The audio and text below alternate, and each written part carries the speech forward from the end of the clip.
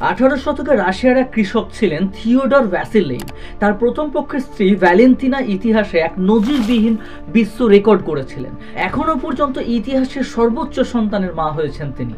Soviet রাশিয়ার সুয়া শহরে 1725 থেকে 1765 খ্রিস্টাব্দের মধ্যে এই কৃষক বধূ মোট 69টি সন্তানের জন্ম দিয়েছিলেন।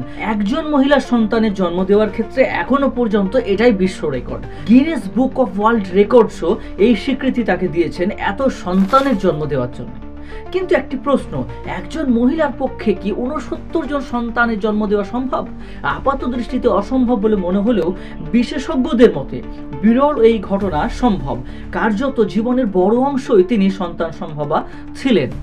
দেখা যাচ্ছে যে কোনোবারই একটি সন্তানের জন্ম দেননি মিসেস ভ্যাসিলেভ, প্রতিবারই একাধিক সন্তানের প্রসব করেছেন। সেদিক দিয়ে মিল আছে তার সঙ্গে থিওডরের দ্বিতীয় পক্ষের স্ত্রীরও। তিনি প্রসব করেছিলেন মোট 18টি সন্তান। দুই স্ত্রী মিলিয়ে 87 জন সন্তানের বাবা হয়েছিলেন এই রুশ কৃষক থিওডর ভ্যাসিলেভ।